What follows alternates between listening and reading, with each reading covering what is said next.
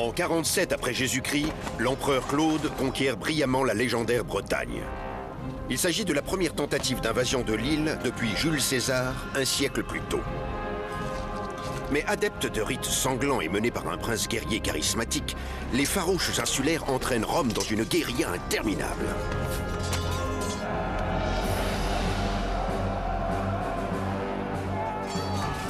Près de 40 ans plus tard, en 84 après Jésus-Christ, l'empereur Domitien doit affronter les barbares à ses frontières et les traîtres de son sénat, avant qu'une conspiration n'intervienne dans la destinée de Rome et que l'empereur Trajan ne finisse brutalement ce que Domitien avait commencé.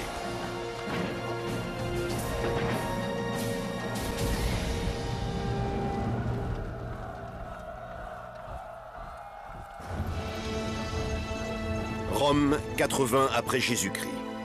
En cette fin du 1er siècle de notre ère, l'Empire romain consolide son assise. L'armée est forte, les victoires se succèdent, Rome prédomine. Rome entre dans une période très prospère qui durera environ 150 ans, jusqu'au milieu du IIIe siècle, où elle commencera à connaître de graves problèmes. Mais pour l'heure, c'est le début d'une période faste. Rome s'est étendue, mais autour de cet espace civilisé, les tribus barbares de Germanie et de Dacie, l'Allemagne et la Roumanie actuelle, résistent à la domination romaine. Les plus gros problèmes viennent des Daces. Leur roi, Décébal, s'emploie à courtiser les tribus voisines, leur offrant esclaves et or en échange de leur allégeance contre Rome.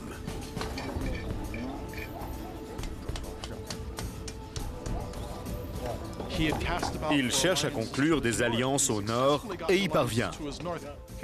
Et il forme également des alliances à l'est. Il devient de plus en plus puissant. Et les Romains n'aiment pas ça. Les Romains n'ont jamais aimé ça. Les manœuvres de Décébal mettent à mal la stratégie romaine visant à maintenir les tribus barbares divisées et faibles. Les Romains abordaient les tribus vivant au-delà de ces deux frontières en les dressant les unes contre les autres. Ils les manipulaient pour qu'elles ne s'unissent jamais contre Rome. Et ils cherchaient aussi à éviter qu'une de ces tribus ne vainque les autres et devienne suffisamment puissante pour constituer une menace. Décébal scelle ses accords contre Rome au moment où celle-ci connaît une transition impériale difficile. Domitien, patricien inexpérimenté, est sur le point de monter sur le trône. Son frère, l'empereur Titus, est sur son lit de mort. C'est là une situation que personne n'avait anticipée et à laquelle Rome n'est nullement préparée. Titus et Domitien étaient en conflit.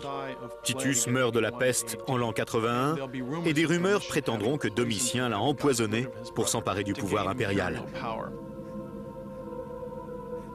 À en croire le biographe du IIe siècle Suétone, le règne de Titus, empereur populaire, a duré 2 années dont Domitien a exécré la moindre minute.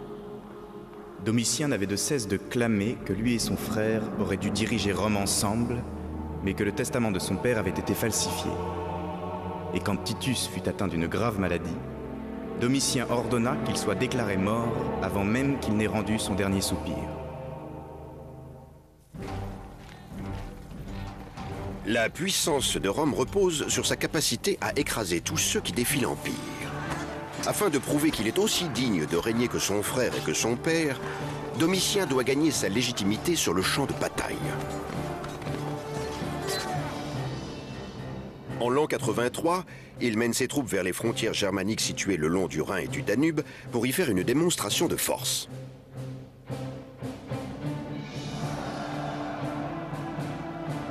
Domitien n'est pas seul pour mener cette guerre contre les barbares. Il est accompagné d'un commandant en chef à qui manque à la fois le statut et l'expérience.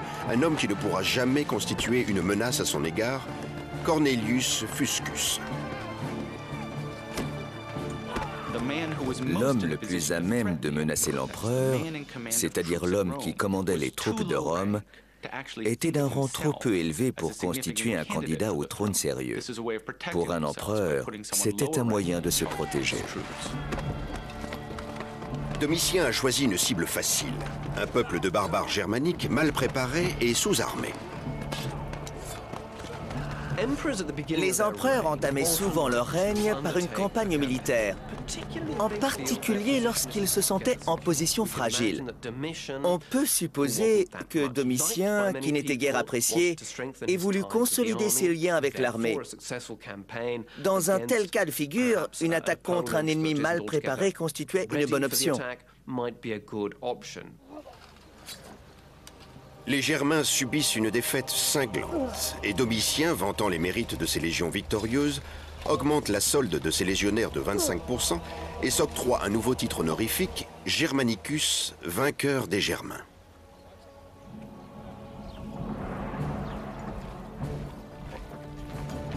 Tandis que Domitien assure sa promotion, un jeune militaire appelé Trajan assoit calmement son autorité sur la frontière du Rhin, imposant le respect par ses qualités de chef plutôt que par la violence. C'est un homme d'ambition et de patience. Son père s'était illustré dans plusieurs campagnes sous Vespasien. Il venait d'une famille sénatoriale et son père avait été le premier consul de sa lignée. Il ne faisait pas partie du haut du panier de la classe sénatoriale. On peut donc dire que Trajan avait des origines relativement modestes. Trajan sert Rome fidèlement en attendant l'opportunité de faire ses preuves vis-à-vis du nouvel empereur. Mais au nord, dans leurs ateliers de fabrication d'armes, les Daces martèlent sans relâche le métal de leurs épées et de leurs lances pour garnir l'armurerie de leur roi Décébal. Il sait qu'un conflit avec Rome approche. Son peuple doit être prêt et bien armé. L'historien Cassius Dion nous livre son portrait. Avisé dans sa conception de la guerre et habile dans sa manière de la mener, Décébal attaquait au bon moment et savait quand battre en retraite. C'était un expert en matière d'embuscade et un maître de la bataille rangée. Il savait non seulement comment tirer le meilleur parti d'une victoire, mais aussi comment gérer une défaite. Les Romains mis à part, les Daces étaient peut-être la civilisation la plus avancée du monde méditerranéen. De toute évidence, ils constituaient une menace sérieuse.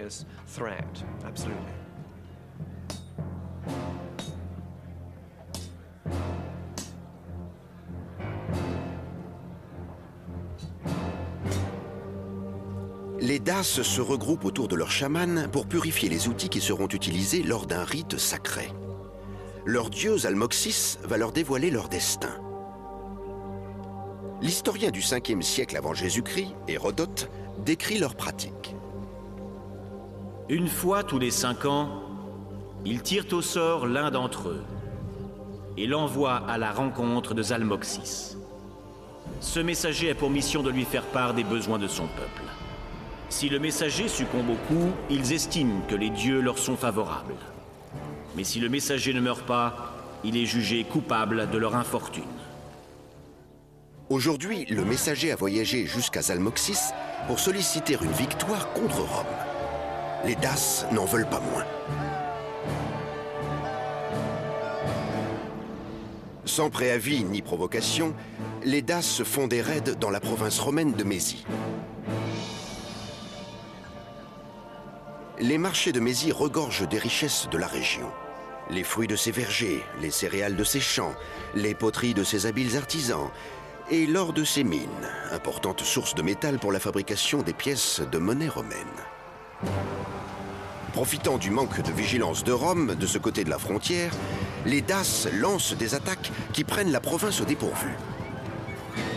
Ils saccagent, pillent et massacrent quiconque tente de les arrêter, y compris le gouverneur de la province.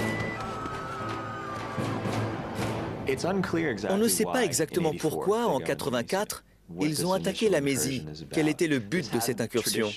Ce territoire leur avait longtemps appartenu, du moins une partie de la Mésie, et il est possible qu'ils aient voulu reconquérir ces terres perdues. Ou peut-être voulaient-ils juste piller une région où ils avaient noté des faiblesses qui pouvaient être exploitées.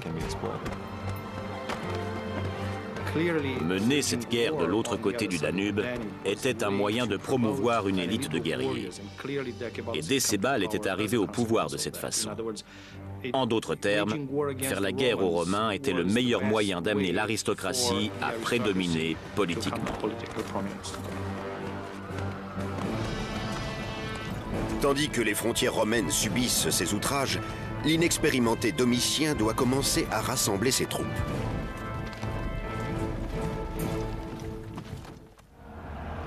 En représailles aux raids des Daces sur la Mésie et au meurtre de leur gouverneur, les Romains envoient Cornelius Fuscus et sa légion. Les Daces multiplient leurs attaques. En frappant la Mésie, c'est non seulement l'autorité romaine qui est mise à mal, mais aussi le prestige personnel de l'empereur. Face au meurtre d'un de ses gouverneurs, Domitien ne peut pas rester sans réagir. Il a confié les responsabilités à un successeur, Cornelius Fuscus, en espérant qu'il réglerait le problème. Le souci, c'est que Cornelius Fuscus était un homme qui aimait prendre des risques inutiles. Domitien aussi prend des risques. En nommant un homme qui n'est pas issu de la classe sénatoriale, il défie ouvertement le Sénat romain. Les Daces ont affronté Fuscus et lui ont infligé une terrible défaite. Il y a laissé la vie, le gros de son armée a été anéanti et ses étendards saisis. C'est un revers monumental pour les Romains.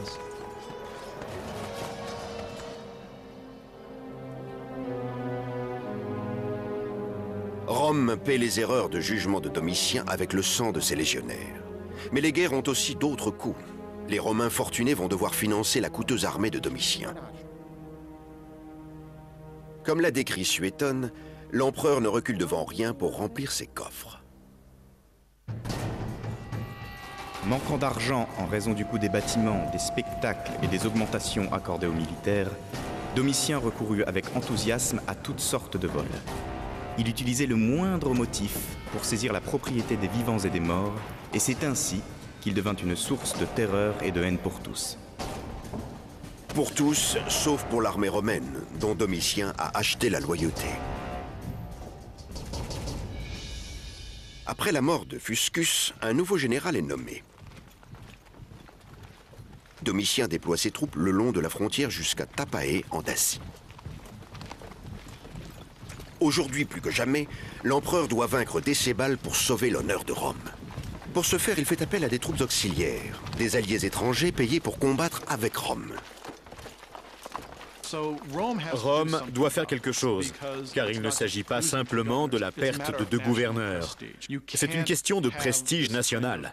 Ils ne peuvent pas subir ces raids éclairs, d'autant que tuer deux gouverneurs va plus loin qu'un simple raid, et ne rien faire. Il faut absolument régler le problème des Décébal.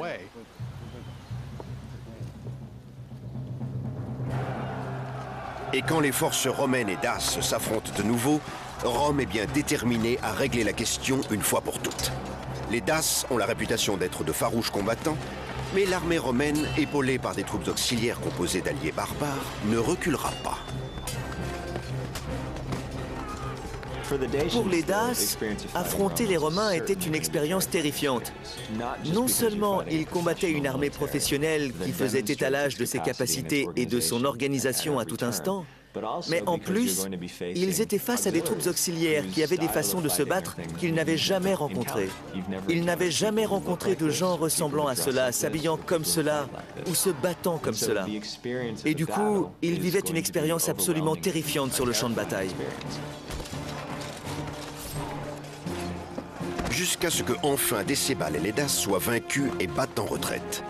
Mais le cours des événements ne permettra pas à Domitien de tirer pleinement profit de son ascendant sur les Daces. Pendant qu'il est accaparé par Décébal et les Daces, un gouverneur romain de Germanie profite de l'occasion pour se rebeller.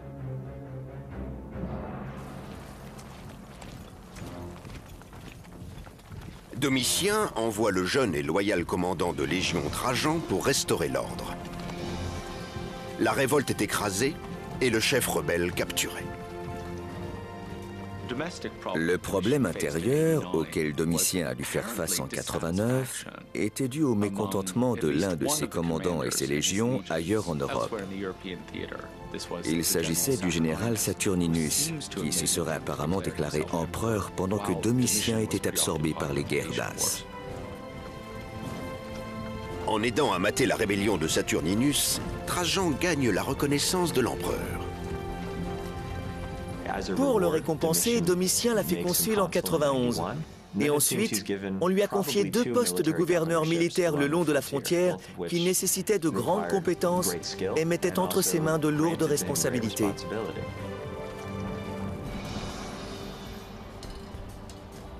Les problèmes militaires et politiques de Domitien vont offrir à Décébal une manne inattendue. Domitien, dirigeant pour le moins médiocre, se sent vulnérable en raison des dissensions couvant dans ses rangs et de la férocité de la résistance dace. Cherchant à apaiser et à contrôler ses ennemis vaincus, Domitien envoie un messager en territoire dace pour conclure un traité dispendieux avec le roi guerrier, un signe de faiblesse et de lâcheté. Chaque fois qu'un chef militaire conclut un accord avec un ennemi pour autre chose qu'une victoire totale, systématiquement des voix s'élèvent pour assimiler cela à de la lâcheté, de la faiblesse vis-à-vis de l'ennemi. C'est encore le cas de nos jours. Dans les années 1990 et au début de la décennie, certains ont fait ces mêmes reproches à George Bush pour avoir laissé Saddam Hussein au pouvoir après la première guerre du Golfe. Selon l'historien Cassius Dion, cet étrange revirement voit Domitien offrir son butin de guerre à l'ennemi qu'il a vaincu. Domitien offrit d'importantes sommes d'argent à Décébal, ainsi que des artisans venus de tous les métiers se rapportant à la paix comme à la guerre. Il s'engagea également à continuer de verser de grosses sommes d'argent. Domitien dilapide la richesse de Rome pour s'attacher la loyauté d'un barbare. Il a été contraint de passer un marché qui lui était très défavorable et au détriment de sa réputation, il a dû payer tribut aux Daces.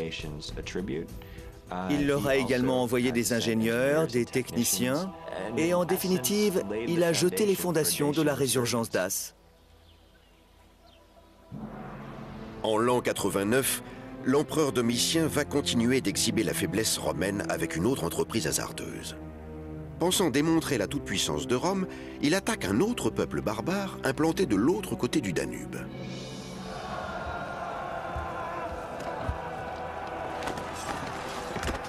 Mais Domitien sous-estime ses opposants et envoie trop peu de troupes. Domitien estimait qu'il ne l'avait pas suffisamment soutenu durant les premières phases de la campagne de Dacie. Et il a attaqué ces 2 tribus en représailles, pensant que ce serait une opération rapide et facile. Rome subit des pertes humiliantes. Durant cette période, Domitien est pris dans une spirale négative. Non seulement il paie Décébal, mais en plus des rumeurs prétendent que sa victoire sur les Germains est une fausse victoire et qu'il achète des perruques blondes et habille des gens en germain pour les exhiber dans les défilés. Domitien est vraiment dans une mauvaise passe. Et les ennemis de Domitien ne sont pas tous derrière les frontières. Domitien tuait ses proches avec une régularité impressionnante. De plus, dans ce qui semble avoir été des accès de dépit, il prétendait découvrir des complots au sein du Sénat. Et cela aboutissait à des purges de l'élite sénatoriale. En l'an 93, Domitien se proclame Dominus et Deus, Seigneur et Dieu.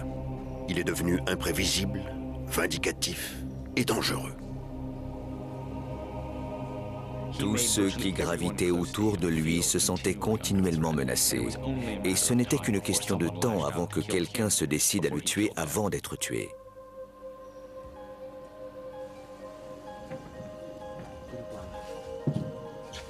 Aussi longtemps que Domitien vivra, aucun membre de son entourage ne sera à l'abri. D'après le biographe Suétone, son épouse Domitia, aidée de son intendant Stéphanus et de quelques autres, décide de prendre les devants. Alors que les conspirateurs débattaient de quand et comment attaquer Domitien, au bain ou lors du dîner, Stéphanus, l'intendant de Domitia, offrit son aide. Pour ne pas attirer les soupçons, il enveloppa son bras dans des bandages qui feraient croire qu'il s'était blessé et y cacha une dague. Au moment de son assassinat, le 18 septembre 96, il est détesté par sa femme Domitia, détesté par divers courtisans et esclaves affranchis, et le Sénat ne l'apprécie guère. Personne n'aime Domitien à cette époque. Il est donc possible que la conspiration ait été menée conjointement par la maison impériale et différents membres du Sénat. Le plan est sur pied, l'heure est venue de le mettre en application.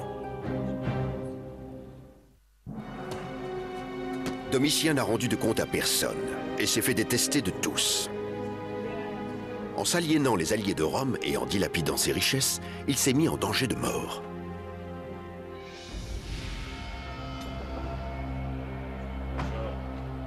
Le biographe romain Suétone raconte comment Stéphanus, serviteur en qui Domitien avait confiance, a joué sur les peurs de l'empereur pour l'approcher.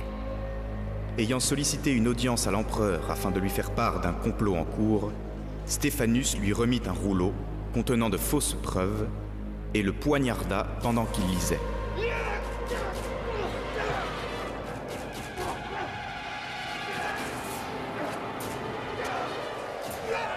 En entendant le tapage, les gardes se ruent à l'intérieur. Trop tard pour sauver Domitien, trop tôt pour que Stéphanus s'échappe. Domitien n'a que 45 ans au moment de son assassinat. Il a régné 15 ans. L'assassinat de Domitien apparaît comme une conspiration venue de l'intérieur de la maison impériale, du moins à l'origine. Il a été assassiné par des membres de sa cour et dans son palais. Les coupables semblent désignés d'avance, mais nous avons des raisons de croire qu'il y avait autre chose.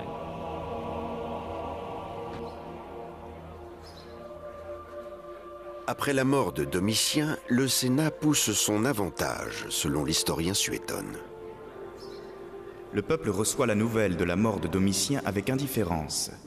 Mais les militaires sont endeuillés et essaient même de le rebaptiser le dieu Domitien.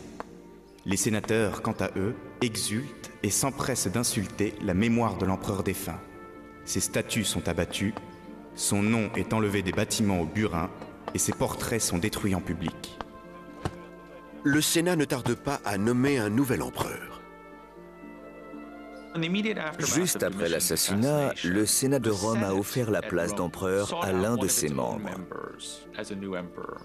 un homme appelé Nerva, qui était âgé, sans enfant et sans grand passé militaire. Les raisons de ce choix se sont perdues dans les arcanes de l'histoire. Le Sénat a proclamé Nerva empereur avec une rapidité suspecte. C'était un excellent candidat de compromis si vous cherchiez un empereur qui convienne au plus grand nombre. Il était vieux, il avait une santé fragile, pas de fils, et en gros, il devait garder la place pendant que d'autres réfléchiraient à ce qu'il voulait vraiment faire. Nerva sait que son rôle n'est que temporaire, mais il compte bien le faire durer le plus longtemps possible. Pour ne pas avoir à abdiquer ou se faire assassiner à cause de son manque d'emprise sur l'armée, il a pris un co-empereur, un homme qui lui apportait les qualités qui lui manquaient, en particulier le respect de l'armée. Après moins d'un an, Nerva adopte le général Trajan, qui devient son héritier, et le nomme co-empereur. L'histoire ne dit pas si Trajan fut impliqué dans l'assassinat de Domitien. On ne peut pas affirmer que Trajan était impliqué. Il est probable qu'il ait été au courant, mais cela ne veut pas dire qu'il ait participé. Il est possible qu'il ait été au courant, qu'il se soit dit qu'il ne pouvait rien y faire et qu'il fallait l'accepter.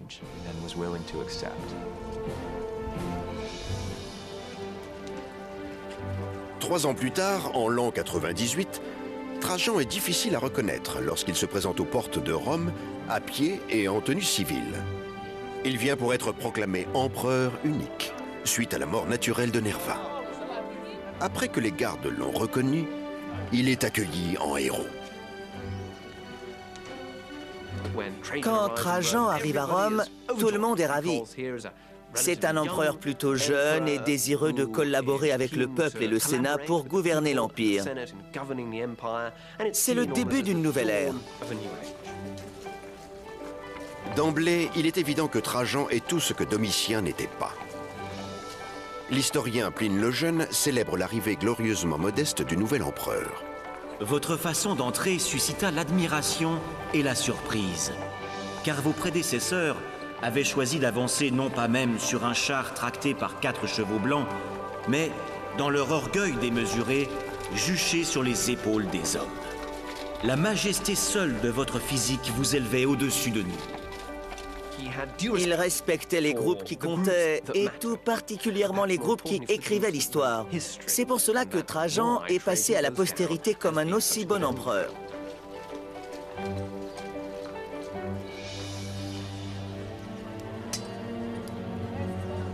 Trajan hérite de l'humiliant et coûteux traité avec les Daces.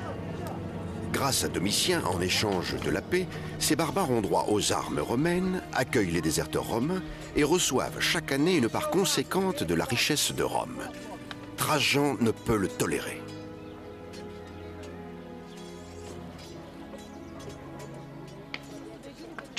Trajan, et beaucoup pensaient comme lui, voyaient la défaite que les Daces avaient infligée à Domitien, ou du moins le traité qu'il lui avait imposé, comme un affront fait aux Romains. Il y avait une profonde envie de réparer cette situation.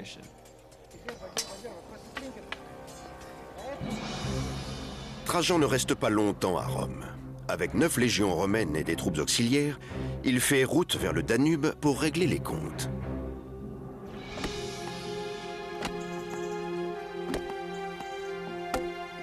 Trajan érige des fortifications à la frontière en prévision d'un conflit durable le long du Danube. Avant d'affronter les Daces, il veut construire des infrastructures de soutien pour ses troupes. Ce n'est qu'alors, selon l'historien Cassius Dion, qu'il sera prêt à réparer les dégâts causés par Domitien et à laver l'honneur de Rome. Ils savaient ce qu'ils avaient fait par le passé et étaient ulcérés par les sommes d'argent qu'ils recevaient chaque année. Il avait également noté que leur puissance et leur fierté s'accroissaient. Mais la vengeance n'était peut-être pas la seule motivation de Trajan.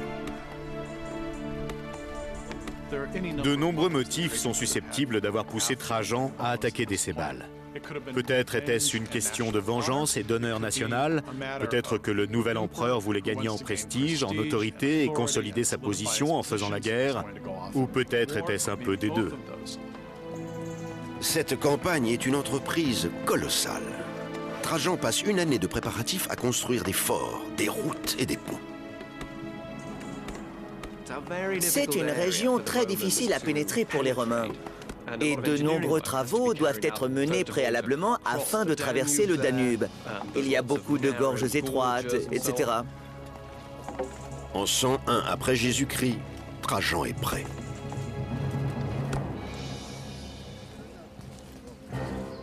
La réputation de chef militaire talentueux de Trajan l'a précédé. Et le roi Décébal veut annihiler ses efforts en s'assurant qu'il n'en tirera pas profit. Pour éviter que le trésor Dace ne tombe entre les mains des Romains, Décébal enterre ses richesses dans un lieu que lui et son bras droit, Bécilis, sont seuls à connaître. La Dacie était une région plutôt riche. Si Rome devait s'étendre, la Dacie apparaissait comme un choix naturel. Il y avait suffisamment de ressources pour que cette campagne soit, sinon profitable, du moins autofinancée. Si l'on admet que Trajan avait des ambitions de conquête et des ambitions pour lui-même et pour son État, il était naturel qu'il se tourne vers la Dacie.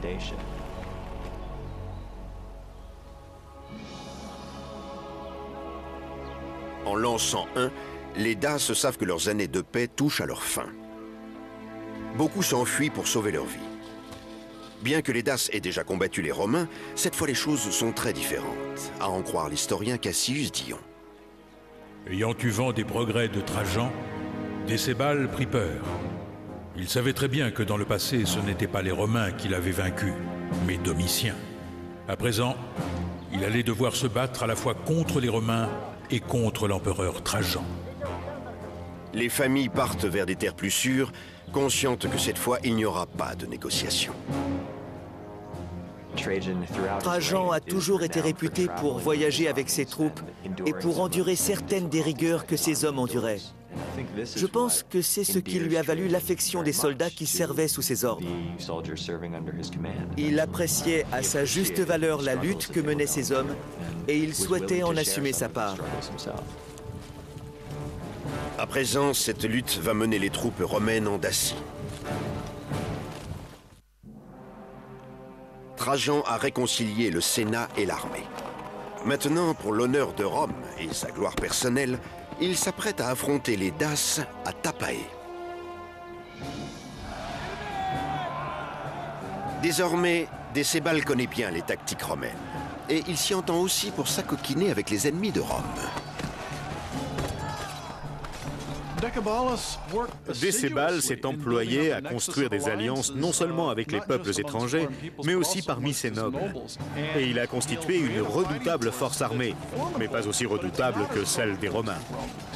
Cependant, ils sont organisés et suffisamment puissants pour battre les Romains à certaines occasions. Il ne faut pas le perdre de vue.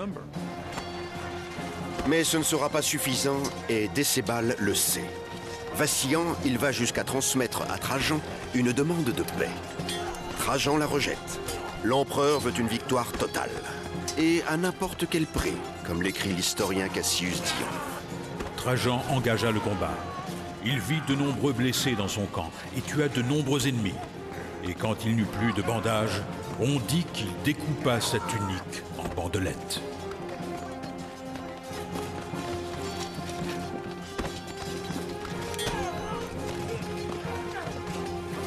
Les guerriers daces préfèrent la mort à la capture. Et ils traitent leurs prisonniers avec une cruauté ignoble. Les prisonniers romains sont remis aux femmes, qui les humilient, les torturent et pour finir les exécutent.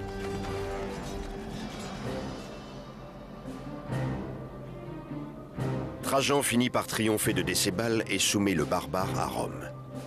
Le roi vaincu doit restituer tout ce qu'il a gagné des précédents traités et prêter serment d'allégeance. Cassius Dion décrit les termes du traité. Décébal s'engagea à contre-cœur à rendre les armes, à livrer les déserteurs, à démolir les forts, à se retirer des territoires conquis et en outre à considérer comme ennemis ou alliés les mêmes personnes que les Romains.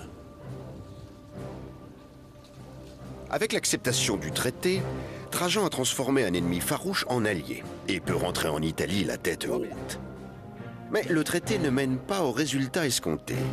Il n'a pas coupé court aux ambitions débordantes de Décébal, pas plus qu'il ne pourrait lui faire oublier sa connaissance de la technologie romaine.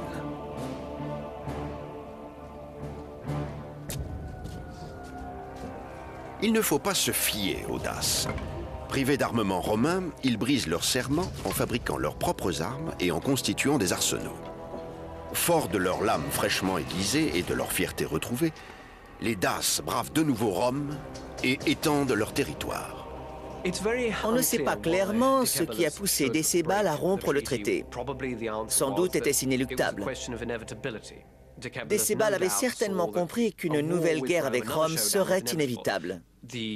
La région était trop petite pour ces deux peuples et il a choisi d'attaquer le premier.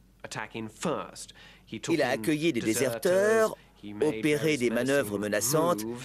Il espérait sans doute qu'il pourrait prendre l'initiative et s'emparer de territoires.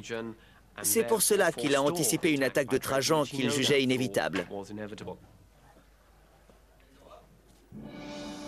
Pendant que Décébal reconstruit sa machine de guerre en Dacie, Trajan quitte l'Italie pour la saboter. Là où Décébal s'en remet à la force, Trajan emploie la diplomatie. Il courtise les Cades, les Marcomans et d'autres barbares favorables aux Daces, mais attirés par la richesse de Rome. En les ralliant à la cause romaine, Trajan prive Décébal de combattants. Si Décébal veut cette guerre, il devra la livrer seul. Décébal a géré le conflit avec Rome de façon très habile, mais Trajan a répondu de façon tout aussi habile. Il s'est adjoint toutes les petites tribus proches du royaume dace.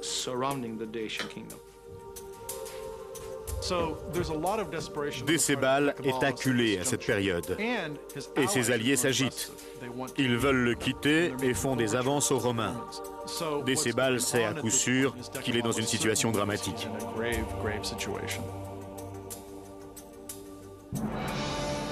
En l'an 106, Trajan emploie les grands moyens et mène ses troupes vers le centre politique du royaume d'As, Sarmizegetusa, dans ce qui est aujourd'hui la Roumanie.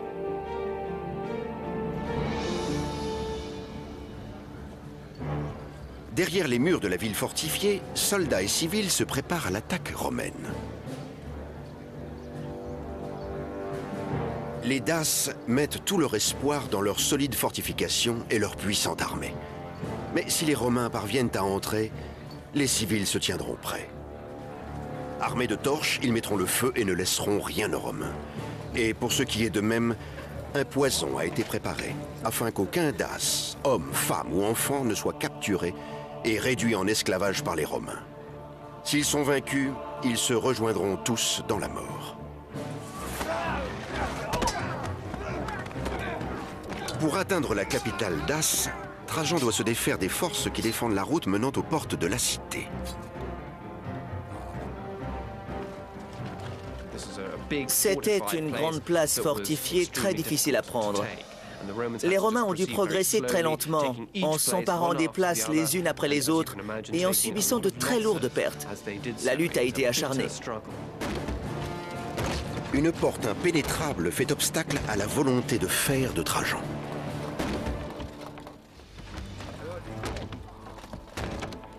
Les Daces se sont battus de toutes leurs forces pour empêcher les Romains d'arriver aux portes de Sarmizegetusa. Les équipements des Daces étaient moins bons, mais ils se battaient pour leur patrie. Ils occupaient de très bonnes positions et leur capitale était une immense place forte. Les combats ont été terribles.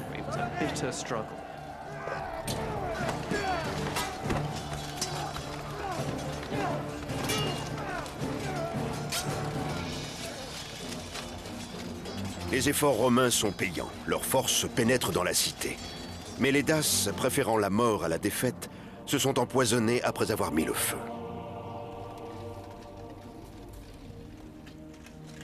Décébal, encerclé par des légionnaires romains, refuse d'être pris vivant. En revanche, son aide de camp Bicilis supplie d'être épargné et se laisse capturer. Mais le plus beau trophée sera la tête de Décébal. Les légionnaires décapitent le roi vaincu. Plus tard, ils l'exhiberont en défilant dans les rues de Rome. C'était la première grande victoire militaire d'un empereur régnant depuis l'époque d'Auguste et de Jules César. C'était une réussite remarquable.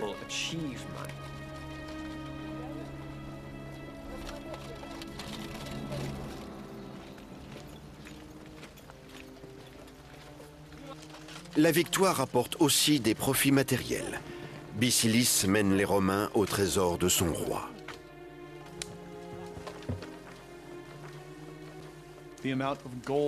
Trajan a récolté des quantités d'or gigantesques en conquérant la Dacie. En fait, les Daces l'avaient caché sous le fleuve Sargetia.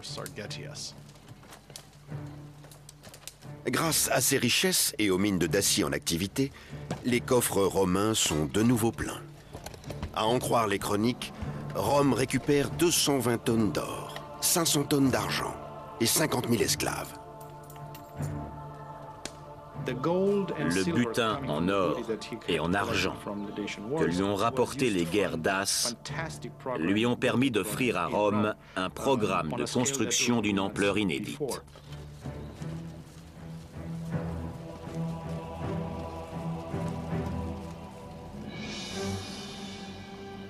Trajan entreprend la construction d'un nouveau forum, le plus grand jamais construit. Malgré toute la splendeur de ce forum, il n'en reste plus grand-chose aujourd'hui, hormis sa colonne. Mais c'est déjà beaucoup.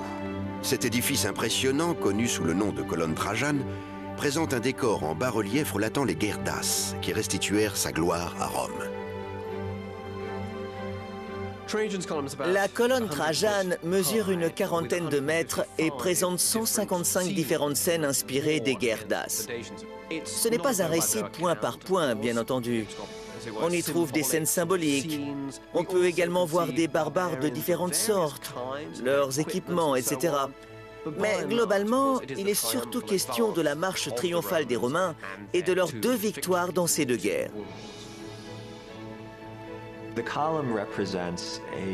La colonne est un ouvrage de propagande multifacette. Il montre à la fois le niveau technique atteint sous le règne de Trajan et les exploits militaires de Trajan.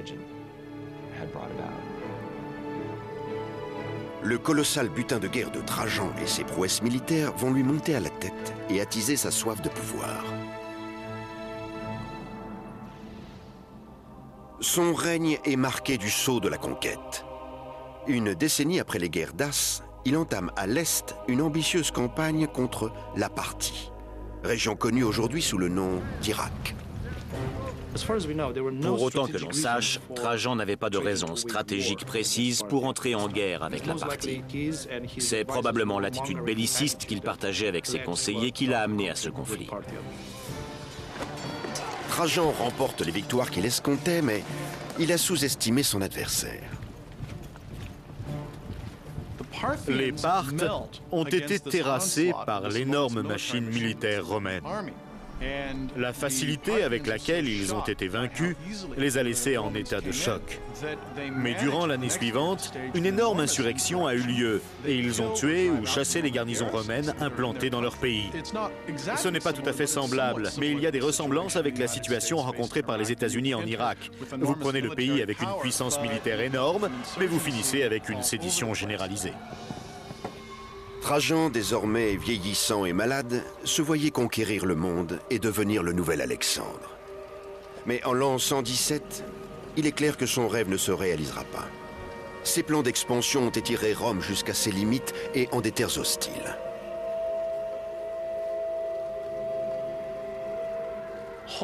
Dans ces étendues désertiques, tenir le terrain est extrêmement difficile. Trajan guerroyait en même temps au nord, au milieu et au sud, et il s'est rendu compte qu'il avait trop éparpillé ses ressources. Finalement, sur ses vieux jours, Trajan bat en retraite et met un terme à sa campagne pour rentrer à Rome. Mais il mourra avant de l'atteindre. Dans la dernière année de sa vie, Trajan s'est trouvé dans une situation assez proche de celle que connaissent les États-Unis et leurs alliés.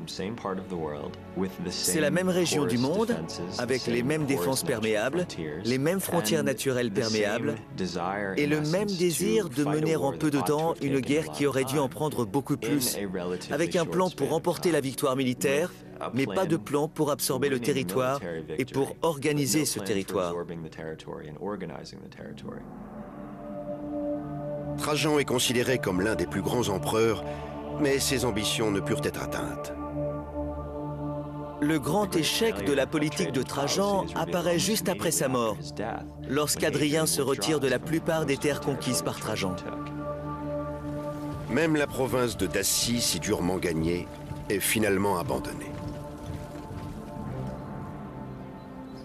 Un empire est modelé par ses chefs. L'histoire voit Trajan et Domitien différemment. L'un comme un bon empereur, l'autre comme un mauvais. Mais en définitive, tous deux ont délaissé l'intérêt de Rome au profit de leur quête de gloire personnelle. Ils ne seront pas les seuls à emprunter cette voie périlleuse. Une voie qui finira par mener l'Empire à sa perte.